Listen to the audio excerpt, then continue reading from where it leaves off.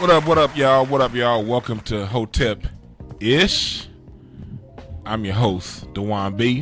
When we talk that shit, because people be like, why call it Hotep-Ish? Because Hotep was a multi-genius. I'm not as smart as that dude, but I like talking about a bunch of different stuff, and I'm interested in a lot of stuff. We try to keep the level of conversation high up in here. We're going to get ignorant, but we also try to bring solutions to what we're talking about. So, yeah, thank you for joining us live. I got a very, very special guest in here. First, I'm going to introduce you to the regular ass nigga that's always up in here. Yeah, my bad. Yeah, the regular dude. Yeah, y'all see him all the time on here in the Mike Robertson Boulevard. You had to throw the ass on it. If you would have said regular nigga, I could have ran with that. But you said regular ass. Regular ass nigga. My bad. What up, man? Mike Robertson in the building. How you doing? What up, Mike? Everything good, man. Yes, sir. Yes, sir. And also in the building, I also have a very, very special guest. To me, one of my... Hey, y'all see my list when I put them up on Facebook, my top 10 comics. So I put the list up about 4 or 5 years ago, and he's always in my top 10 comics that make me personally laugh, and I think they're the best that do it. Funny motherfucker up in here. 5150. Freez Talks. Freez Luv. What's up, man? Yeah. What up, man? I'm faded. But, I'm with the homies, man. Of course you Mike faded. Rob, my man Dwan, thank you for having me on. I appreciate it, man. I appreciate it. Yeah. And of course, like Freez had us smoking out of a pipe that was shaped like a saxophone. Like a goddamn. But you couldn't really hit it straight. You had to like turn it. Because it's not for everybody. Yeah. You know what I'm saying? That's how you protect your weed exactly. with that shit right there, nigga. Yeah, Everybody can't hit that. That's a Yeah. good I point. tried. I was burning my fingers and shit. That's the elephant, man. Ain't no tough pulls. You can't. Ain't nobody gonna be. Right. That's Mr. Elephant. Oh, Yeah. look at this. Look. Yeah, man. That's an elephant. Yeah. The elephant, man. The The mighty. Yeah. Okay, now I'm seeing. Yeah, you hitting the trunk. I was. That's the trunk. That's the trunk. And All you right. put the weed in his back, and he bless you through his trunk. And you hold his ass, make sure he don't shit out. So Yeah, pretty much. that's what you I do. mean, you Okay. touch the elephant on the asshole. Give it That's a tickle. All I know is Tickle too much. That motherfucker will blow your head back, boy. so we in here Nah. chilling. Yeah, we nice. Hit the elephant. I like, bowls. I got a song, Blazing a Bowl for breakfast. Oh, you do? Hell yeah.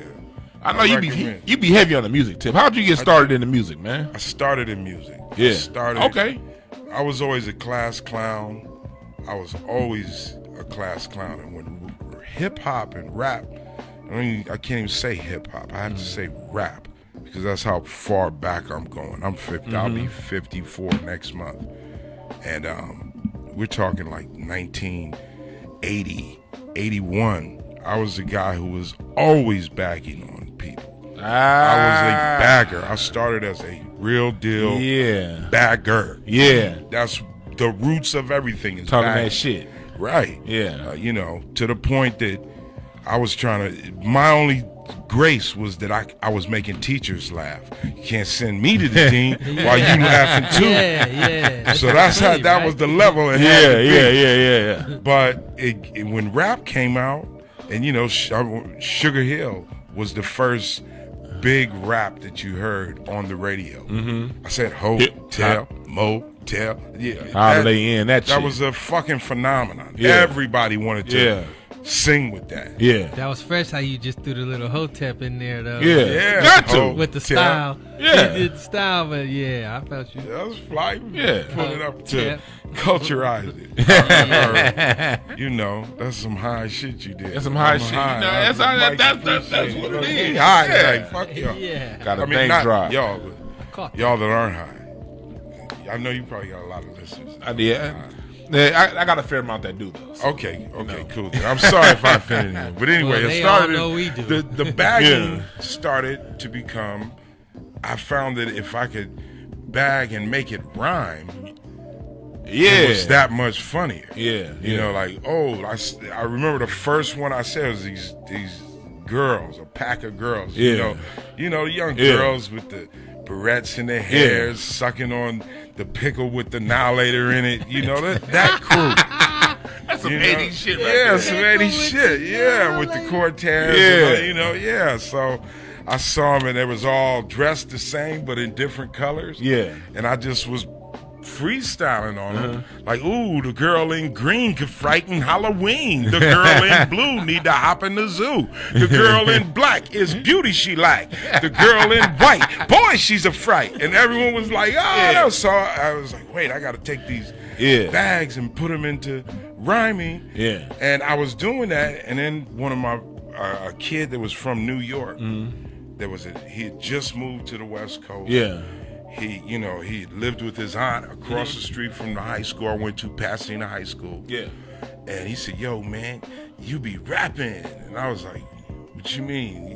Rapping like talking. I thought, he says, nah, rap like Sugar Hill. I was like, oh, yeah. Well, I'm just bagging. Yeah. I'm bagging. He says, nah, you rapping. He says, nah, he said, let me show you.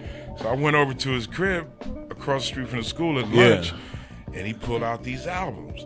Kumo D and the Treacherous 3, the Funky 4 plus one more, and they weren't really playing that here yet. Yeah, it was. I had never seen, never heard of, never seen. Right. He said, "You're like these guys. This is Kumo D and the Treacherous 3." He says, "One of the Treacherous 3, his name is L.A. Sunshine."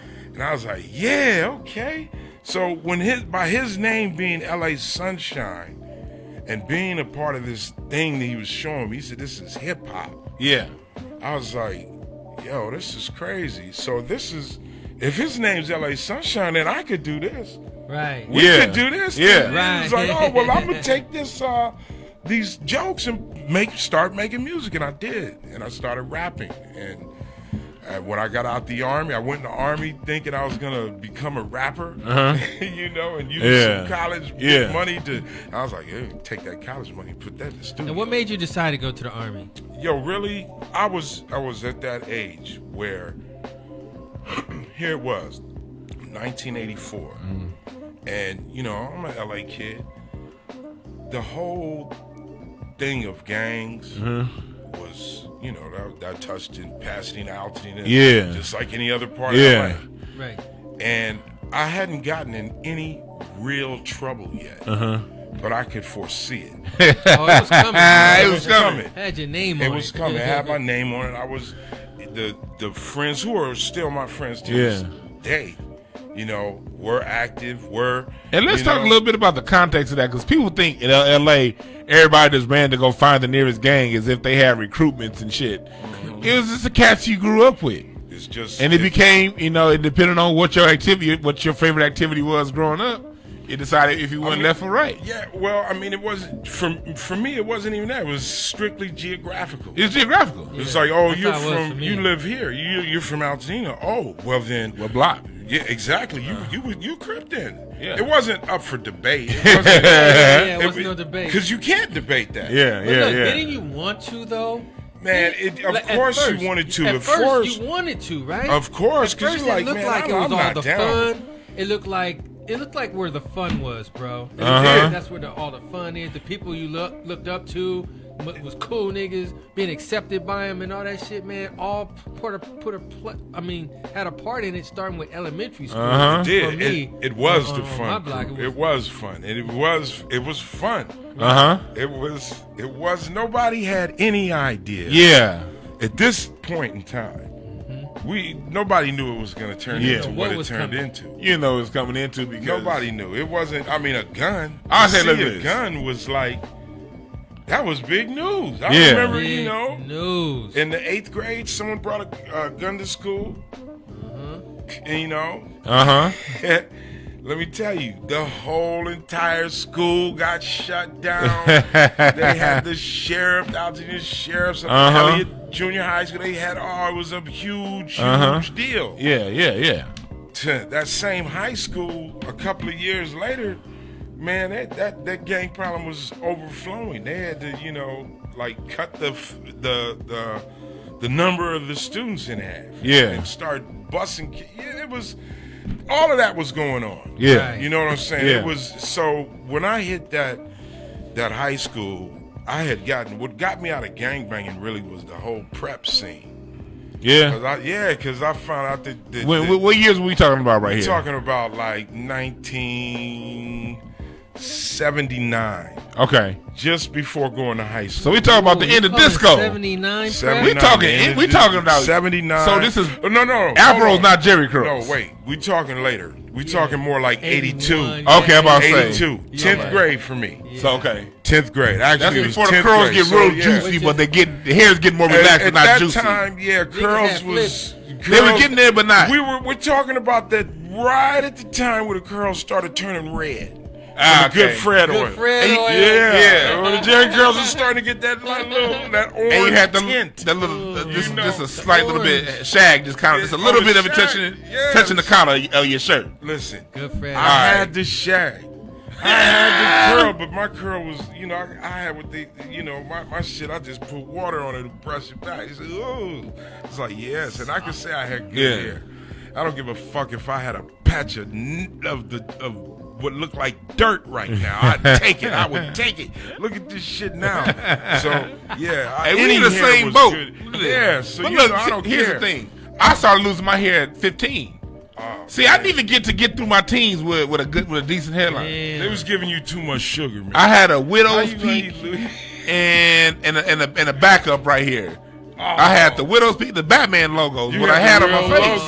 And this was back when the movie was fresh. And it was like, God damn. So when I got to the 10th grade, I had a decision to make. Do I want to look like my grandfather? Or do I want to keep it young? But see, by the time you got to the 10th grade, bald heads was in style. It was. I was good. Yeah. Look, Charles Barkley had been around a little bit. See, we didn't have that. Oh, yeah, you was a weirdo if you had a bald head in the 80s. Weirdo. I remember that. We called bald head Martin Luther King. Because you're right, Jordan made it kind of cool. Before Jordan was. Yeah, and this is before Jordan. Yeah. Before Jordan. This is before Jordan. Because look, you could have hair. You didn't have to go all the way bald if you had waves. Right? Yeah, if you had. Remember, there was wave where you had the brush. Nah, that's earlier though. That's even, man. I'm still talking about shags and Jerry curls. Okay, yeah. Okay, this is even before tube socks. This is actually before Dookie braids and barrettes. Oh, for sure. But only thing was y'all was wearing hoochie shorts back then. But there was only everybody wore hoochie shorts to wear. You didn't know that was it. If you had on long shorts, you looked like a retarded person. Yeah, I remember that. It wasn't. It was universal. Yeah. You know what I'm saying? And it wasn't like the ones like people try to compare it to now. No, now these dudes wear women's clothes. Like these niggas is wearing yeast infection pants. Back then, that's how it was cut. That's just how it was cut. Niggas is downsizing to get that shit. Like, this ain't your size, man. It wasn't like you can't compare it to the 80s. That's just all they made was Larry Bird hoochies. That's all they made. You had no choice. That was it. That was the look. You didn't know you could look any other way while playing professional sports. Like, and tube socks pulled all the fuck way up, too. With them little stripes on them. With the stripes. Them motherfuckers used to itch. Stripes. Man. Hey, so you do hip-hop. You're into hip-hop. Yeah. Now you said, okay, the comedy... What got you on that stage to start telling these jokes? Well, I'm going to tell you, when I got out the Army, I got on a label. Okay. I got on Profile Records. I did something with Club Nouveau. Okay, I remember them. I did a song called Funkin' with the Serious O with them. I did another release on this Cheetah World Beat. I did some reggae type stuff. Okay. And then I did another one. Give us a sample. Man. Okay, this I did one with Bobby Jimmy and the Critters in the reggae. Okay. What was it called? Me thought she was erotic, but the girl was psychotic. Me thought she was erotic, but the girl was psychotic. Me thought she was erotic, but the girl was psychotic. Erotic, she was not psychotic. She was. Follow me now. Yeah, mommy, coming to march it up in a different style.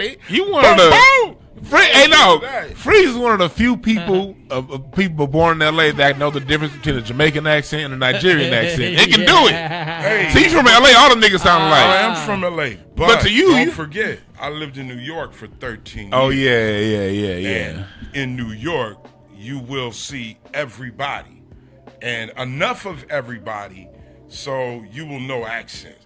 I mean, to the point of.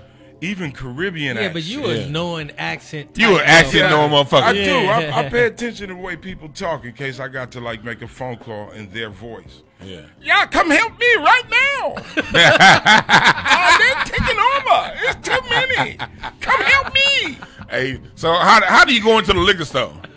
Oh, how do I go? You look at them first and see what it is, where they come from. Then hit them with what they got. I don't say shit until I have my goods. Once I have my goods, that's smart. I act a fool. Like, let something not be in the back. Hold on. You're supposed to give me 5 Igloo. You only give me 4. You think you're sneaky. I see you. And then you like, oh, you talk like me. I said, yeah. So, you have to give me discount. Where I'm you part from? of Femery. Femery. I marry your sister sometime. Maybe. You never know. Bro. And then, so it's, with ability like that, then you get on, you start doing comedy. Right. And did you ever do Def Jam? I did do Def Jam. I did the 3rd season of Def Jam. Oh, so you did the Def Jam back when it was still Def Jam. Yeah, it was still Def Jam. You want you to do that bullshit. I killed Def Jam too. Yeah. And my Def Jam was on YouTube at 180,000 hits. This was in like 2000 and they took it down the day that Heavy D passed away. Oh, yeah. Because in part of my Def Jam, I talked about Heavy D. Yeah. Heavy D was cool with it. We was cool. I saw him 2 weeks before he died at a party at Jamie Foxx's house. So Heavy D was a good dude, man. Well, damn, is that what it was? Is that why they took it down? I know the day that he passed, the next day they took my shit down.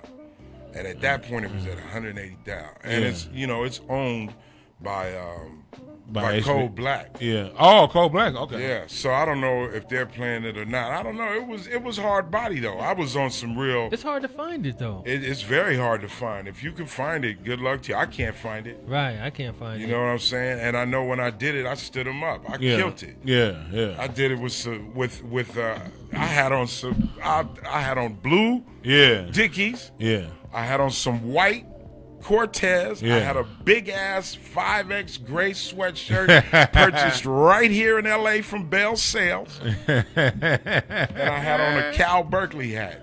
And the cow was black on a dark blue hat. And I had that, and I had a nice big ass silver piece. That's when silver was hot. I went out there and I represented. I have classic jokes from Def Jam.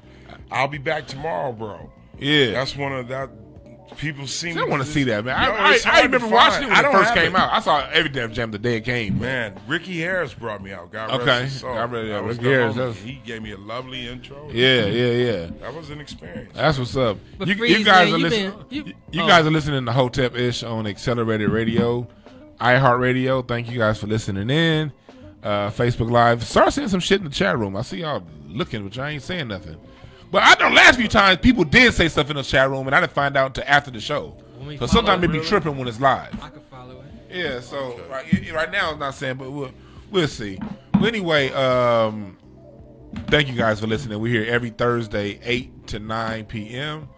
So yeah, Mike, you was about to say something. Oh, I just was gonna point out the fact that Freez has been killing crowds, man, since the very beginning, bro. Like, man, I literally was there the first night, bro. Yeah, you were. I was there the first night. What's up? This was my first. Me and Mike. This was my first road dog. Yeah. In stand up. Yeah. Right. Mike Robinson, Danny Grayson, God rest his soul, and Theo. And Theo, Little Theo. Not Theo from the beat. No. Okay. I haven't seen Theo. No, me either, bro. I don't know. I saw him. He got in I shot this short film in 2005. He got in it. Yeah. Cause he was acting. You know what I mean? Okay. He was on What's Happening and all that type of shit. So but the first night, bro, let me tell you, Freez, I'll let you tell the story. No, you tell it. Freez came into the comedy store, bro, on the first night, and let me just tell you, man, he slayed everybody, bro. Yeah. Not in a way that like, oh, that guy was good. It was like, oh, who the hell is that guy? Who is he? So you got it from day one. Dude, let me tell you, bro. And we're talking about Chris Tucker. We're talking about yeah. Faison, dude. Yeah. The way you slay Faison, I'll let you tell the story, man. You're a turtle. You know what? Let me tell you this, too, because Faison, to me, is high on the list, bro. I add him on my list. Very high as far as can get down in a club and rock shit. He's high up there. So, respect due. But Freez, man, on your first night, man. I'm going to tell you, that story is on my special. Yeah, I want to see this, man. Oh, it is? I want to see that special. Okay, don't say my special. Tell him about the special before I even the forget. special, man. I just finished my first special, and I've been doing comedy for 20. The special I shot it last year. Okay, and at that point, so I've been doing comedy, stand up comedy for 27 years. Okay, and last year was the first special I shot. I attempted one time before to shoot a special. I remember you talking about that. That's wild. But you know, I you know, out of respect for this craft, I wasn't the guy that was trying to get a special. I wanted to learn the craft. Yeah. You know what I'm saying? Because at one point, you really had to be a master to have a special. Yeah, right. That was the era that we entered in this game. Not no more. I'm sorry, not no more. But I didn't want to. I'm like, yo, you know. Here's what I see as the issue right now, and this is just in my observation of the people who get specials. It's not hate, but it's the fact that if you make them chuckle long enough, you'll probably get a special. Because as comedians, we in the comedy club, we see cats out there that are murdering. Like, the crowds are like standing up, walking up, laughing. Yeah. Those ain't the ones you happen to see get the Amazon or Netflix. It's the ones this the ones that come on before them that are making them go. Now, if you make the crowd go, there's a good chance. That was clever. You know, but before you go there, you gotta tell them a little bit of the story about that first special. Well, it was my first special, and about how it almost happened. The first one? The first one. Oh my God, I'll tell that story. Yo. Okay, right here in L.A. in Inglewood. Yeah. At the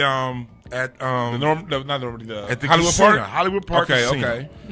Katt WIlliamss was at that time was not Katt WIlliamss. It was Katt in the Hat. He was Katt in the Hat, and he had a Tuesday night down there.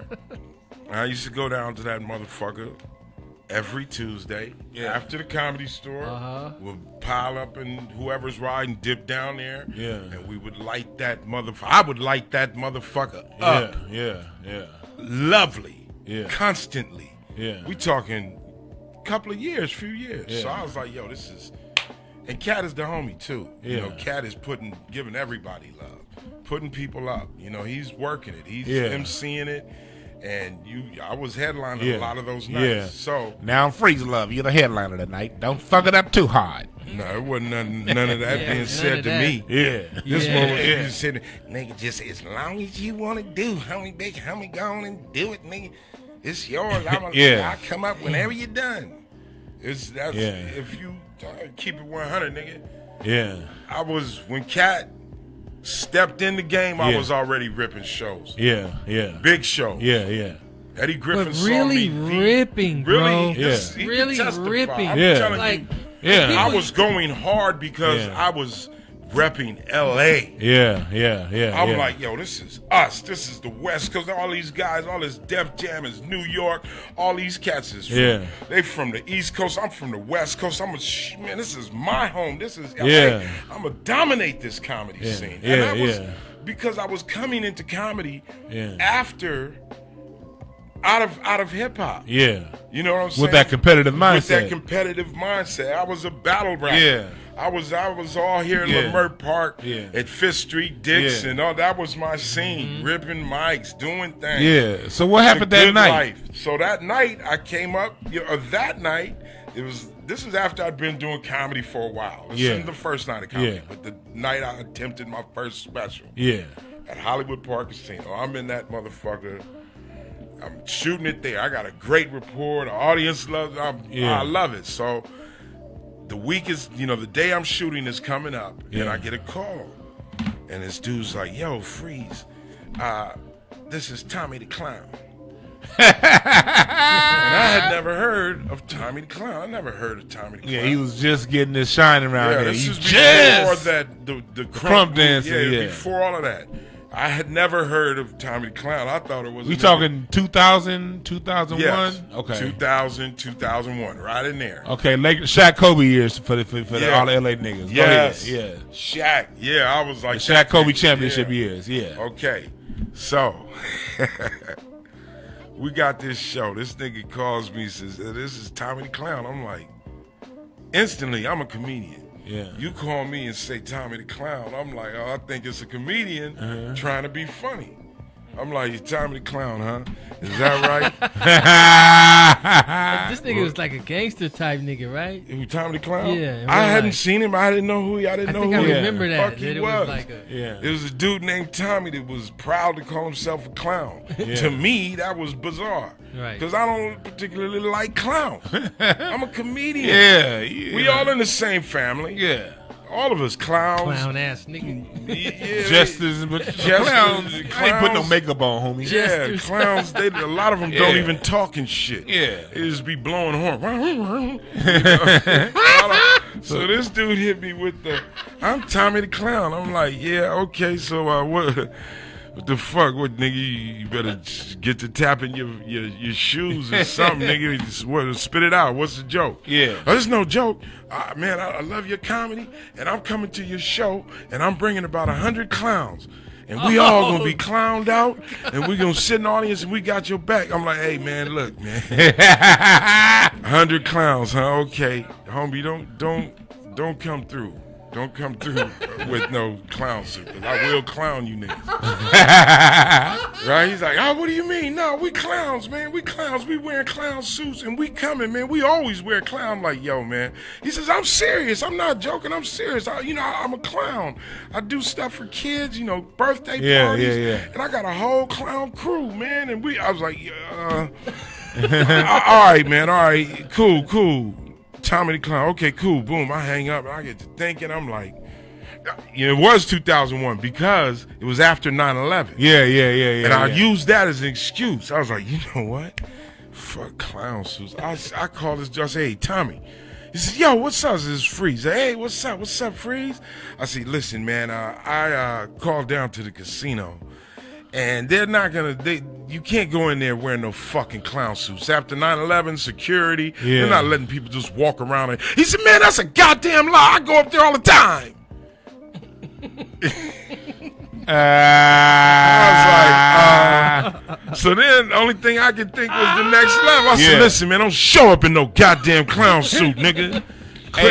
And to give context to people who aren't from LA, at the time, Tommy the Clown was like, in 2001, if you were above the age of 21, 25, you didn't really know who he was. No. But if you were under 20, if you were like in teens and I was in under my teens, 30s at that time, he was everything to anybody who had a kid because he brought in the whole crump dancing movement. I didn't know any of this. And it's crazy because like I worked in Inglewood at the time. Okay. And so I used to see his van going up and down Manchester. Okay. And it's crazy that next year, 2002, this motherfucker's event sold out the Forum. Wow. Like literally the next year. So, you see what I'm saying? So that's who he fucked over in LA at this time, but he didn't know. Didn't know. I didn't know. Nigga, your name Tommy the Clown. What the fuck? You didn't want no clown shit at your show. Right. So, I go to the show, right? I'm taping. I got 3 cameras. I'm like, I'm hyped. This is the first comedy special. At that point, we talking what? 10 years in the game. Mm-hmm. Okay, that's 10 years. I'm ready. I'm ready to do a nice ass special. Yeah. Only thing I had out was Master P. I got the Hookup Comedy Jam. Yeah. And that's a whole nother show. Yeah. To tell you about that. How Yeah. that went down. But anyway, this is my night. I'm special. I'm like kind of getting nervous. I'm like, yo, man, what am I gonna do? And somebody steps me and said, yo, man, you should have a drink, bro. Chill. I was like, exactly. They said, what do you want?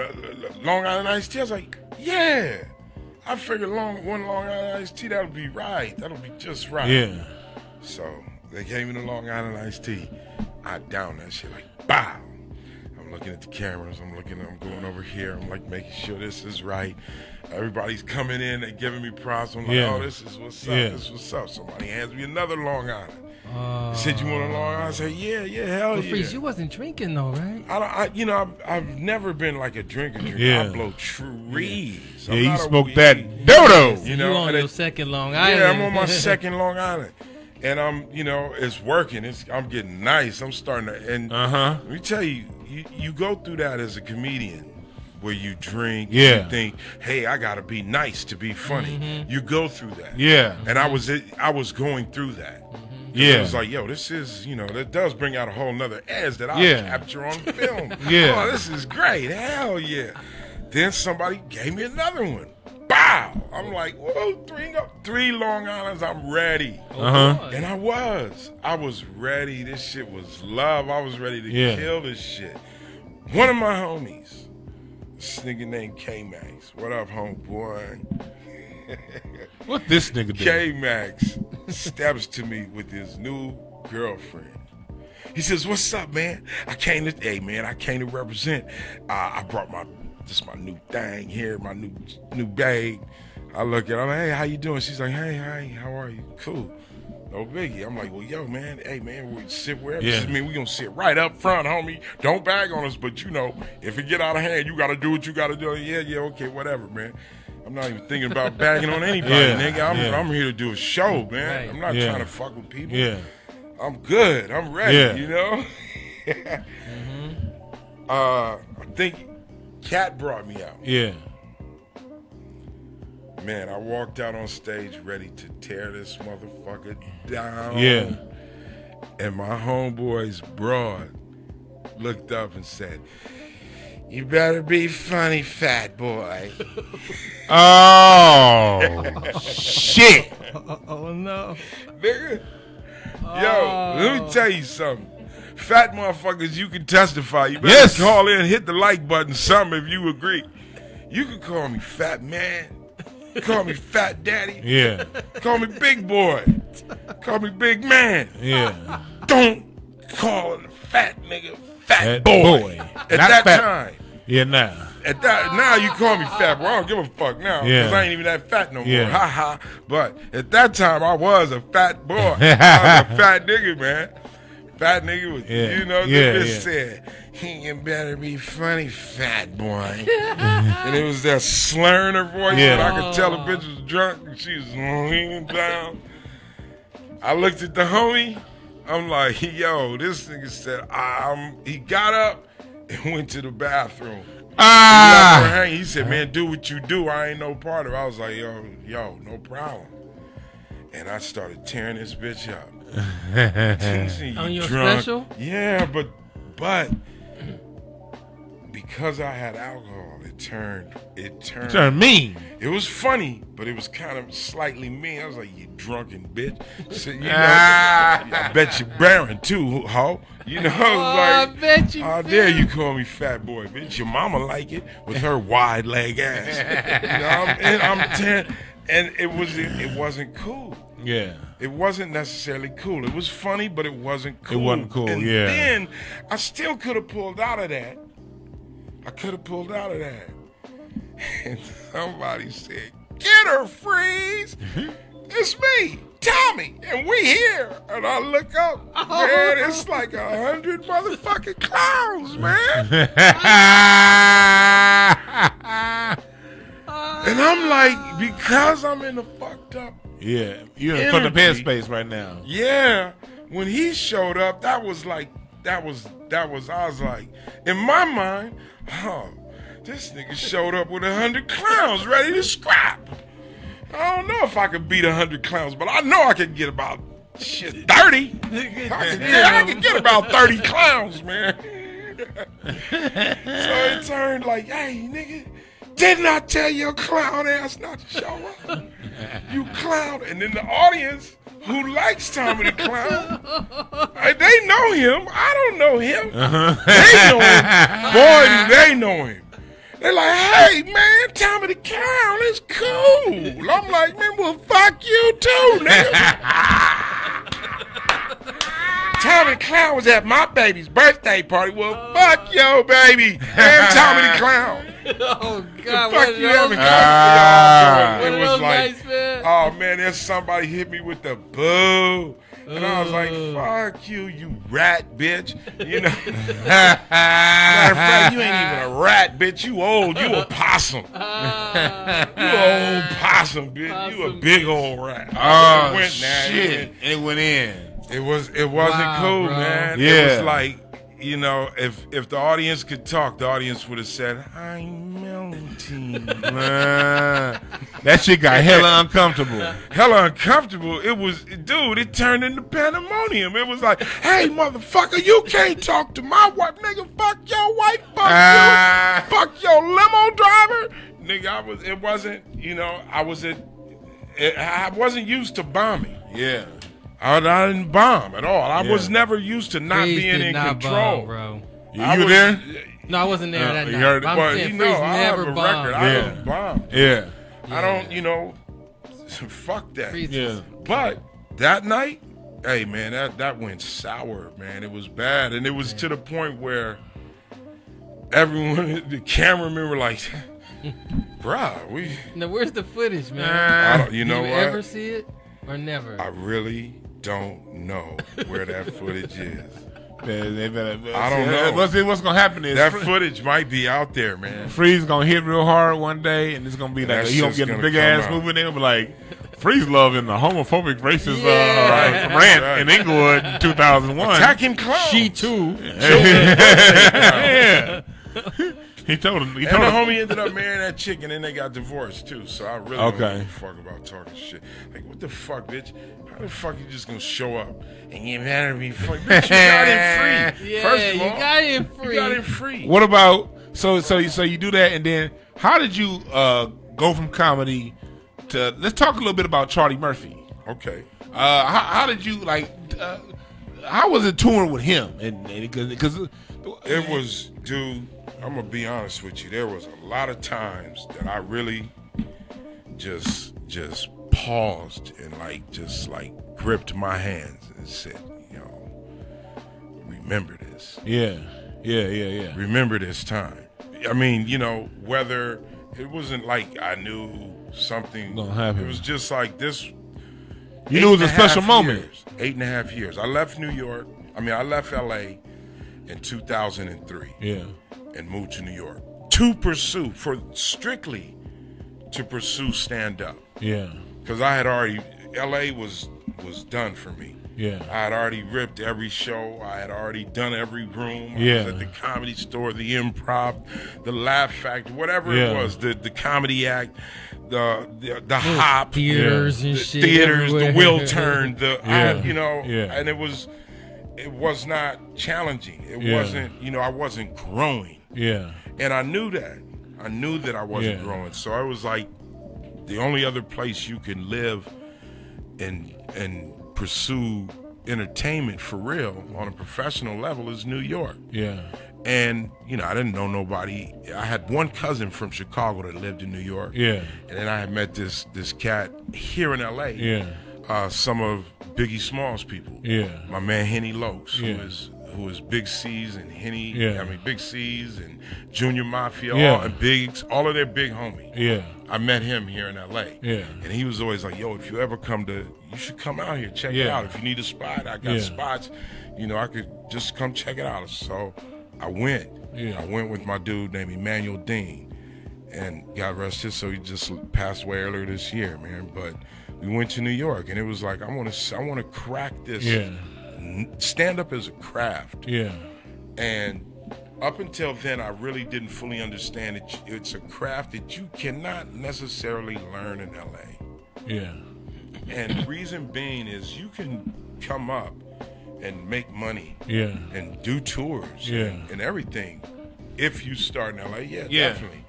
But when you go to New York, it's really, you really understand what you're really learning this. Yeah. And the reason you're learning is it's not because it's just it's because there's so many clubs. Yeah. There's There's so many different audiences. and so many different many audiences, clubs. Yeah. man. So many different So- audiences, and that's what I needed. Yeah, yeah. Because when I got to, me looking how I look, it was never a question on whether or not I was black. Yeah. In L.A., I'm black. But in New York, you from San Juan, Puerto Rico. Man, not only am I from San Juan, Puerto Rico, I'm also from Trinidad. I'm also from fucking Morocco. Yeah. I'm also from Israel. Yeah. I'm also from, you know what I'm saying? You do look like one of those car bumper fixing motherfuckers. Hey, dude, I have seen motherfuckers from some place that I arguably know I look like these motherfuckers, and that I didn't experience that until I went to New York. Freez, the only motherfucker that looks Syrian and Mexican, but he black. So, and I can talk like them both too. Don't play around. That's right, huh? Don't play around. I can do them all. So how'd you end up meeting Charlie Murphy? I knew Charlie Murphy. I met Charlie Murphy on the set of Murder Was the Case. Okay. Oh yeah. Okay. I was in Murder Was the Case with Snoop Dogg was the driver. Yeah. C-Style was the passenger.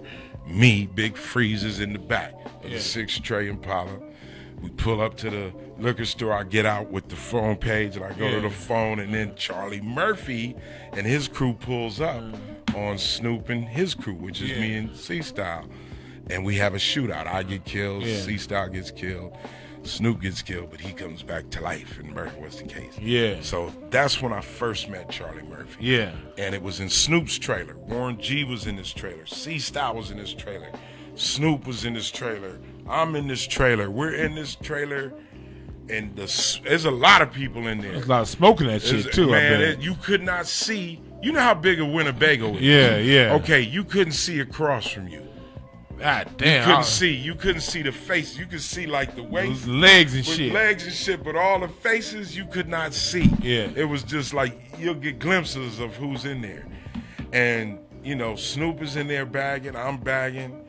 Tashina Arnold. Snoop is a bagging motherfucker. Snoop can bag. Yeah. Snoop can bag. Yeah. Warren G can bag. Yeah. C-Style can bag. Yeah.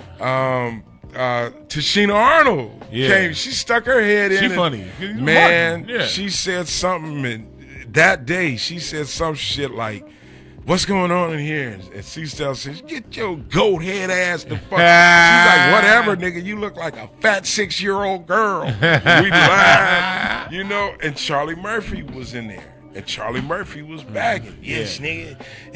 Nigga, goddamn, and this nigga's head here, this nigga's head looks like a deflated football though. Look at this shit is thin, but it's wide. Talking about, and I was like, yo, nigga, you're funny, dude. Yeah. You ever thought about doing stand-up? And he was like, nah, nigga, that's my brother. That's my baby brother. That nigga does stand-up. Nigga, I write movies and I act, nigga. Yeah. Stand-up. Yo, you do stand-up? And I was like, yeah, I'm a stand-up. He said, yeah, nigga, I tell you what, nigga, hats off to you, nigga. A lot of respect for stand-up comedy, nigga. To the point that I know I'm not fucking with it. I'm like, all right, cool. Yeah. And we was homies. Now, fast forward. Here we are in, I'm in New York. What year? About 2004? 2004. Okay. The Dave Chappelle show is popping. I wanted to be on that show. I wanted to audition. I couldn't do any of that. Yeah. Why? Because I was in a contract on another show for Spike TV called The Big Head People. Okay. Me and 10 other comedians were writers and voices on this animated series called The Big Head People that's coming out. So, Dave Chappelle being on Comedy Central is not necessarily competition because they're all owned by Viacom.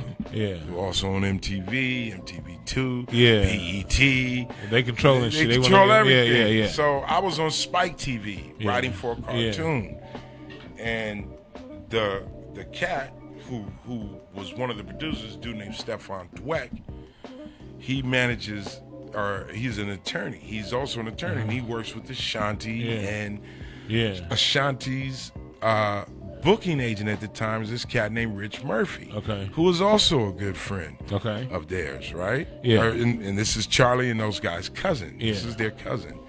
So I'm like, yo, man, you gotta set it up, man, because Charlie if he does comedy, because he was on the Chappelle show blowing up. Yeah. Right. I was like, man, I would love to. Man, he should come with us. We could. That dude. Yeah. We could fuck with him. I know that. I'm telling you. Yeah. Other comedians, Freddie Ricks. Yeah. Craig Figueroa. Yeah. You know, Fig was one of the writers. They were like, no doubt. Yeah. So he does. He starts doing comedy with Donnell Rollins and Bill Burr. Yeah. And I give him a lot of props because they were the guys who started him on comedy. Yeah.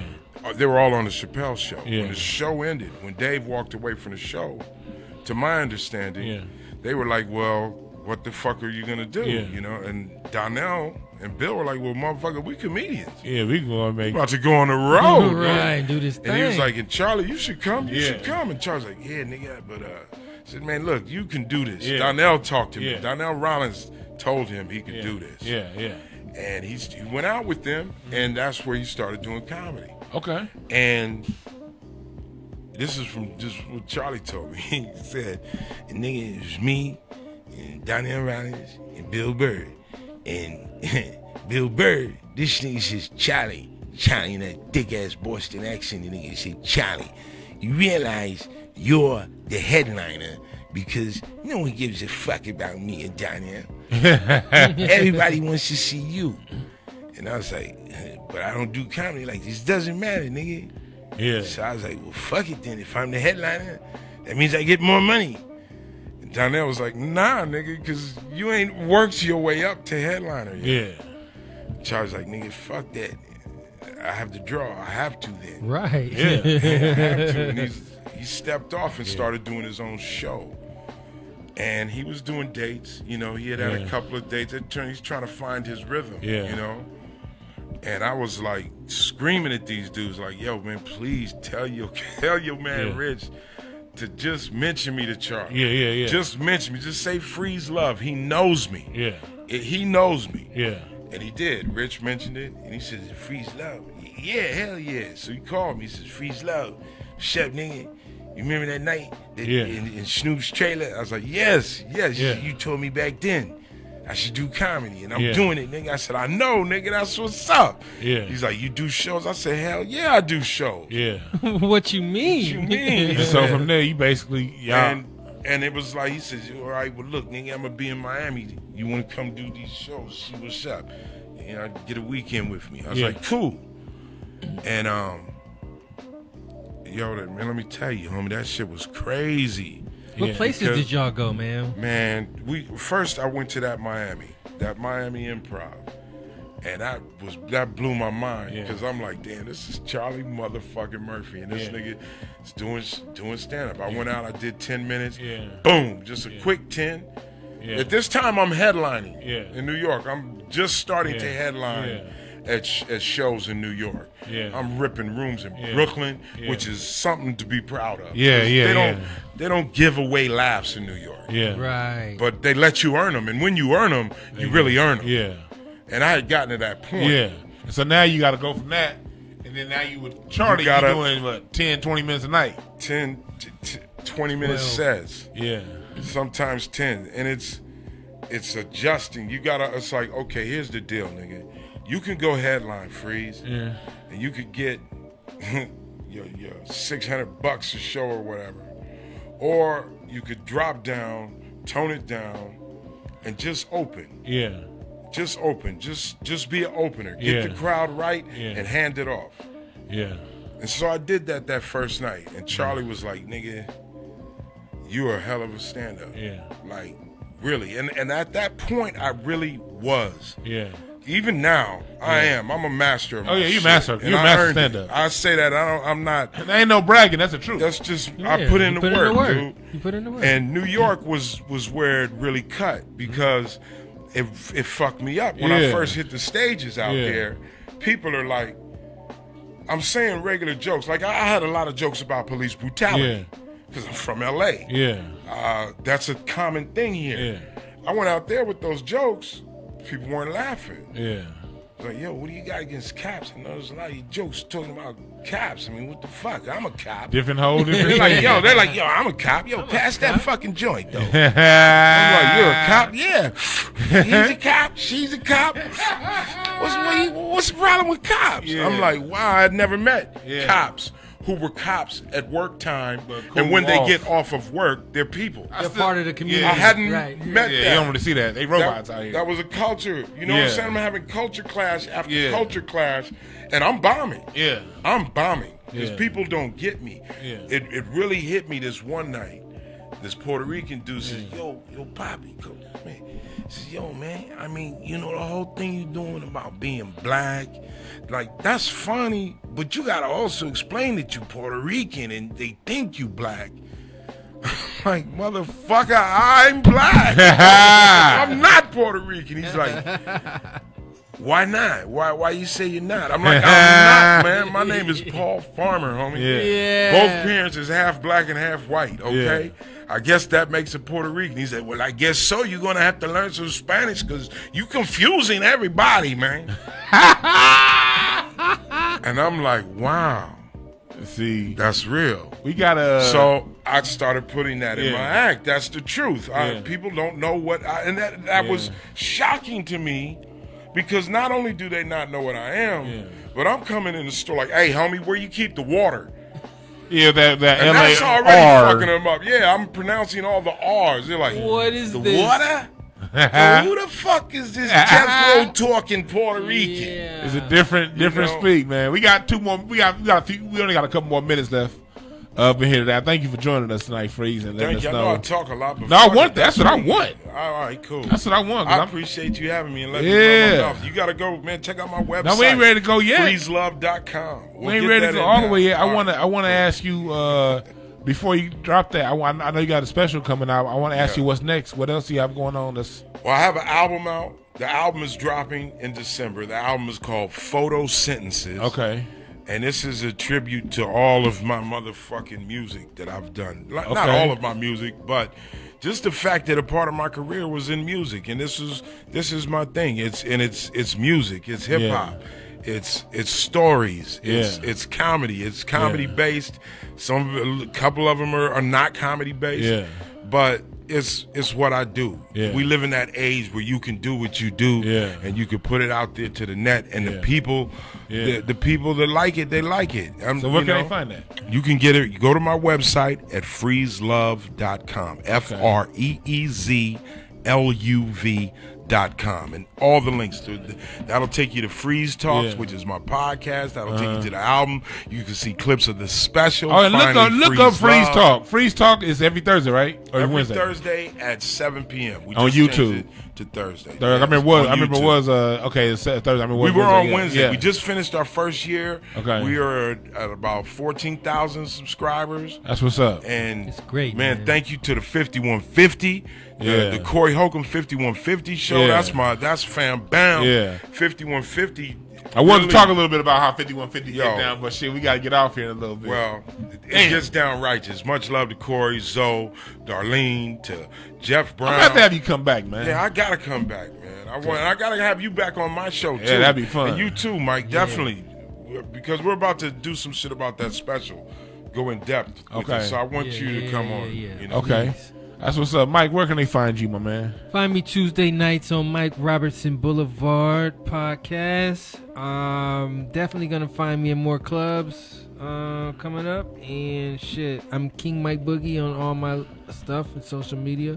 Yeah. That's what it do.